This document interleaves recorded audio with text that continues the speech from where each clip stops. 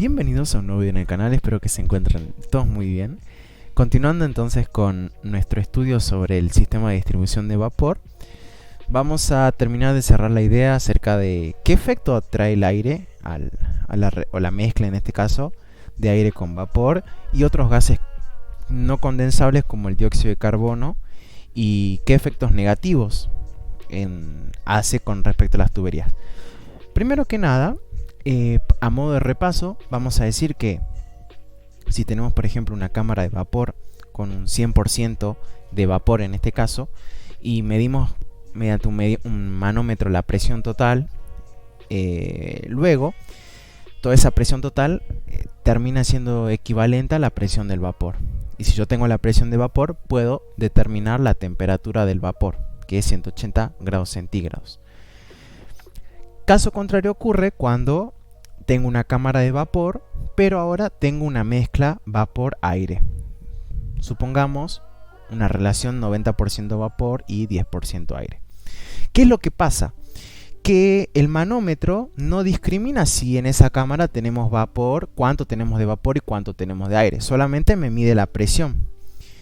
Entonces, ¿qué sucede?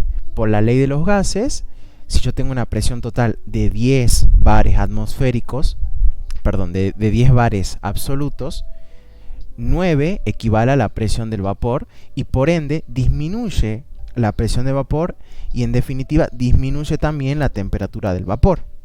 Y ya vimos en videos anteriores que cuando disminuía la temperatura del vapor, ¿qué sucede? Aumenta el porcentaje de condensado, es decir, sobre mi tubería, además de pasar vapor, va a aumentar mi porcentaje de condensado, es decir, va a haber agua dentro de las tuberías.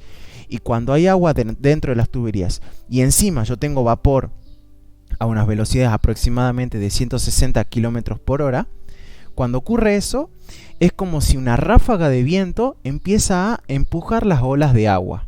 Esas olas que se van generando dentro de las tuberías forman como una especie de remolino que choca contra cualquier obstrucción en la tubería, por ejemplo una válvula. Yo tengo acá una válvula y viene ese vapor junto con el agua formando olas.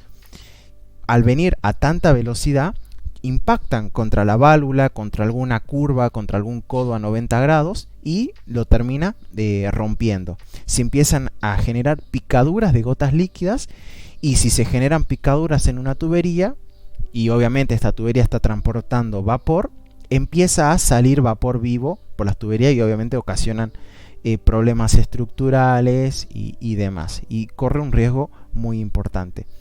A causa de eso es que también se empiezan a generar lo que es el golpe de ariete, la erosión. La erosión cuando se da, cuando el agua líquida empieza a desgastar en forma de esas picaduras toda la superficie de la tubería, toda la superficie interna de la tubería, y es como si yo tengo una pared, que a esa pared le aplico un determinado producto justamente para evitar que le entren distintos microorganismos, o en definitiva uno le agrega un tratamiento específico a una superficie con el fin de protegerla, ya sea una superficie de hierro, ¿con qué la protejo? Contra la corrosión. Entonces en este caso es lo mismo, el agua es perjudicial porque termina generando o propiciando que la tubería se corroa. Cuando se corroe la tubería, lo vamos a ver a continuación, pero en definitiva ese es el efecto negativo que tiene el aire cuando se mezcla con el vapor.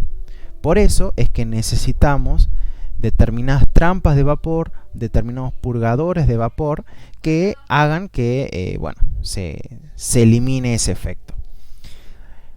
Después, continuando ya con el tema de la corrosión, tenemos que analizar dos causas principales para la formación del sarro y para la corrosión, que son el dióxido de carbono y el oxígeno. ¿Qué sucede con el dióxido de carbono? El dióxido de carbono, cuando entra en contacto con el vapor, entra al sistema en los carbonatos que están disueltos en el agua de alimentación. Si el agua no fue tratada, esta genera o presenta lo que se conoce como el carbonato de calcio. Entonces, cuando yo tengo y encima se le añade este dióxido de carbono y tenemos en presencia de agua, lo que se estaría generando es una mezcla con el condensado y se crea el ácido carbónico. el ácido carbónico es extremadamente corrosivo y se empieza a comer las tuberías y los intercambiadores de calor. Ahora, ¿qué pasa con el oxígeno? El oxígeno, cuando entra al sistema como un gas disuelto en el agua de alimentación, hace todavía más grave el efecto del ácido carbónico, incrementando la corrosión y obviamente picando las superficies de hierro y de acero. En definitiva, entonces, hasta ahí ya hicimos un repaso general sobre el efecto que tiene el aire, sobre el efecto que tiene el oxígeno y sobre el efecto que tiene el dióxido de carbono en una tubería, en un sistema de distribución de vapor.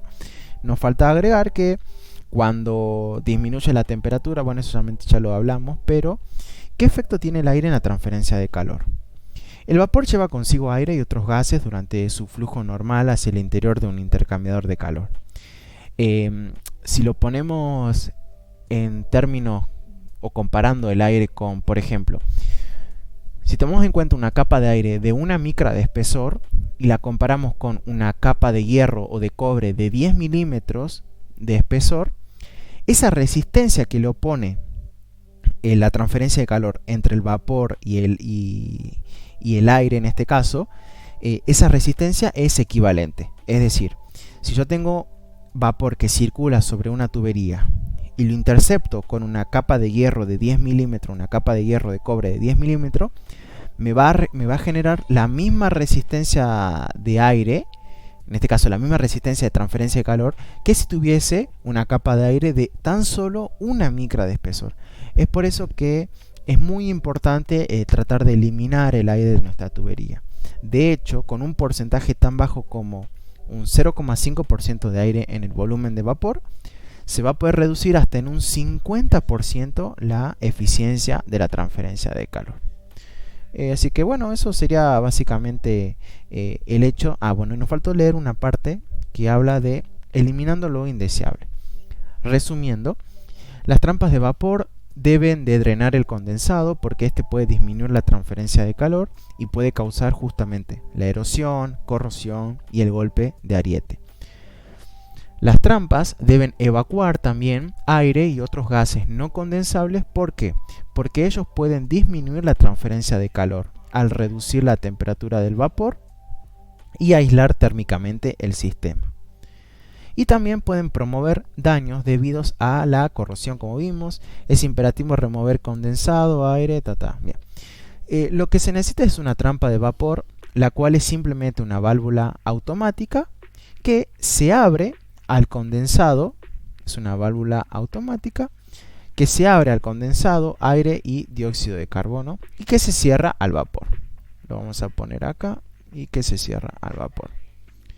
Y por razones de economía, las trampas de vapor deben de hacer su trabajo por largos periodos. Hasta ahí entonces ya hicimos un repaso general sobre los efectos negativos que tiene el aire y las demás vinculaciones con el dióxido de carbono y el oxígeno. En próximos videos ya nos metemos de lleno en lo que es qué hacemos con las trampas de vapor, cuáles son las características que tienen que tener y en definitiva empezar a jugar con los cálculos, con las tablas y con las reglas empíricas para diseñar correctamente un sistema de distribución de vapor.